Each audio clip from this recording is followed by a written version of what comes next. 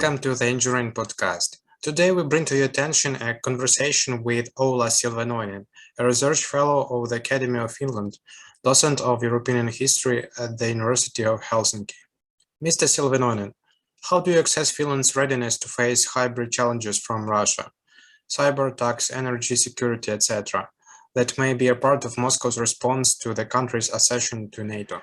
Moscow has already reacted regarding Finland and, for example, cut off the supply of natural gas and some other energy supplies, also electricity from Russia. So this is, we're basically already in a situation that is happening.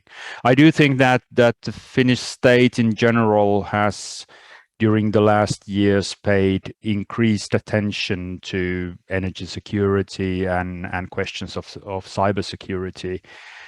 But especially what comes to cybersecurity, I have the feeling that we haven't yet been seriously tested by a first magnitude Russian cyber attack.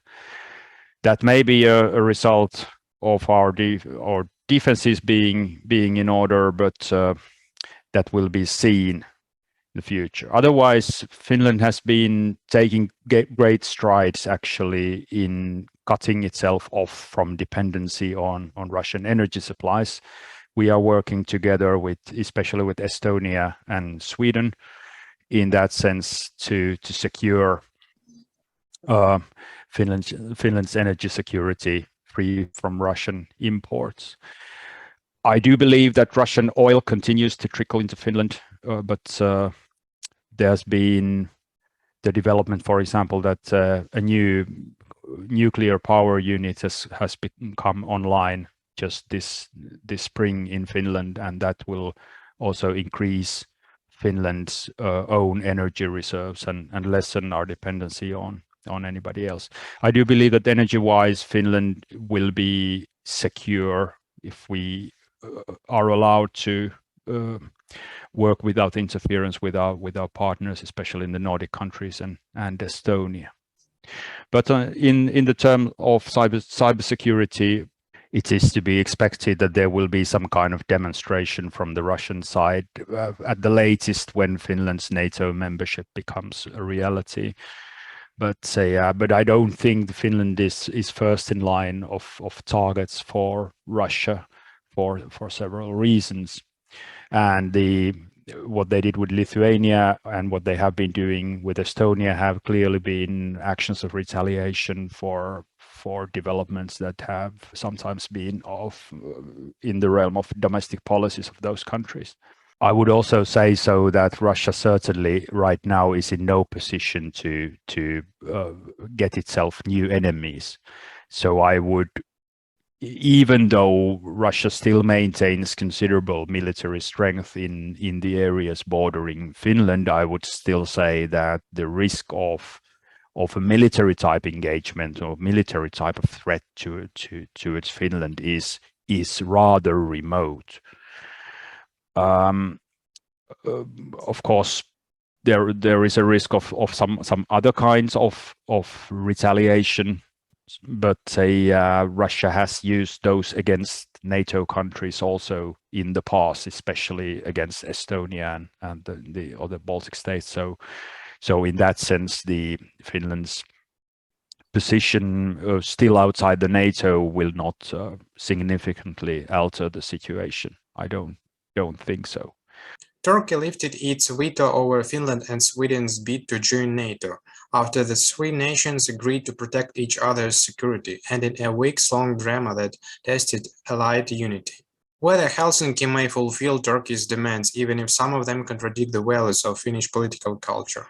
The Finns have recently been polled on this question, and an overwhelming majority said that Finland must not change its own laws or its policy of deportation, for example, to answer Turkey's demands.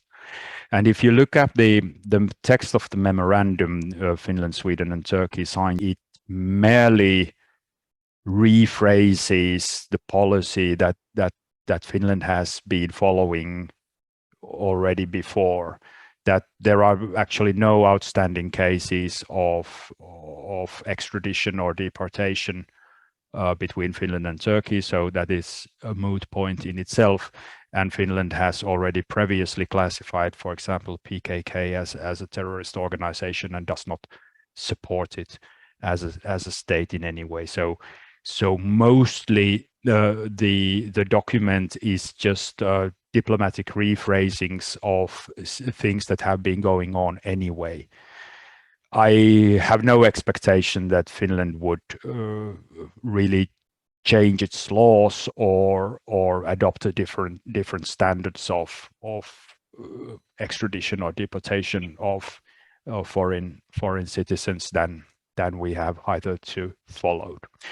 Turkey's demands have more to do with Turkey's politics towards Sweden, which has a way larger Kurdish minority than Finland, and I think ultimately, probably with Turkish demands and wishes towards the United States, which may have promised Turkey something in order for it to drop its opposition to Sweden's and Finland's membership. Are there any criticism of the idea of joining NATO among Finnish politicians and political speakers? If so, what are the arguments of skeptics? Okay, I think to answer this properly, we need to go back a little to history, to the post-war and Cold War decades, when Finland, of course, was prevented from joining the NATO because of its status as a neutral country under the influence of the Soviet Union. But also after the collapse of the Soviet Union, when membership would have been possible for Finland again, then by that time the majority of the Finns had turned opponents of joining, and that's how the situation remained from poll to poll, from year to year, until the Russian assault on Ukraine in the spring of this year, which really was a game changer. That almost overnight the Finnish polls also turned overwhelmingly in support of NATO membership, and when the parliament voted on it, almost all of the members of parliament voted in favor.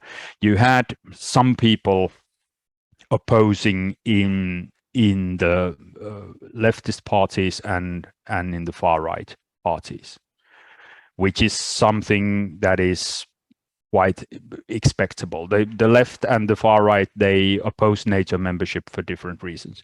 Among the left, there is a traditional suspicion towards the United States, and an alliance with the United States has traditionally not been palatable to many members of the most left-wing parties.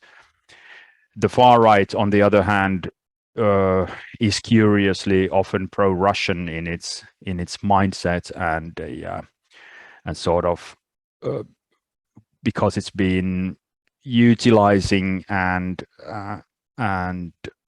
believing Russian propaganda for so long, it's also influenced their thinking.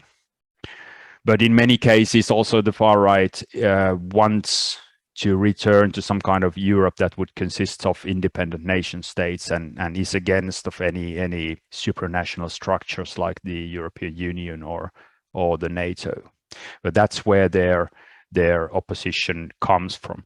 But in general, one can say that at this moment the public discussion is overwhelmingly in favor of NATO membership and in support of Ukraine in Finland.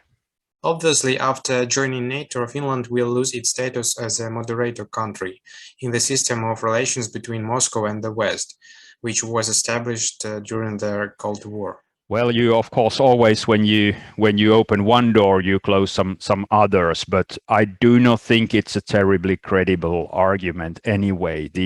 There are many members of the NATO countries which have acted as mediators in the international stage despite their membership in the NATO.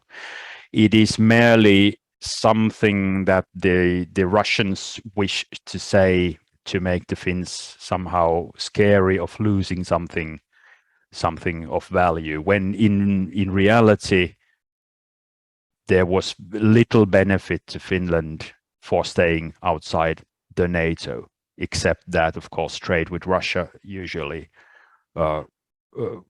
was hassle-free. But as we can see now, there was little reason to trust on the economic relations with Russia anyway. Mr. Silvennoinen, the process of official accession to NATO, Finland and Sweden will continue for some time, maybe a year or so. Whether certain NATO member countries are ready to provide security guarantees to Helsinki and Stockholm in case of provocations by Russia that will act during the time it will take to finalize their accession procedures. Probably already in the Madrid summit, Finland and Sweden will adopt the status of invitee countries into the NATO. That it still means that they will be outside the security guarantees, but as, for example, countries like Great Britain have publicly signaled that they will not just sit back if Sweden and Finland are attacked. I do think that there is a readiness among several NATO member countries to assist Sweden and Finland in the case of countries becoming victims of military attack. For Finland's part, I should say that for decades during the Cold War and after, we have been readying ourselves for war against Russia anyway. So the Finnish defense forces are in rather good shape and do have a serious firepower to counter any hostile moves by Russia. So I do not feel our position as particularly vulnerable and threatened right now. It is the development and outcome of the war in Ukraine that will decide these issues anyway. That is the main theater and the main goal, and we should all work towards a successful conclusion of the war in Ukraine.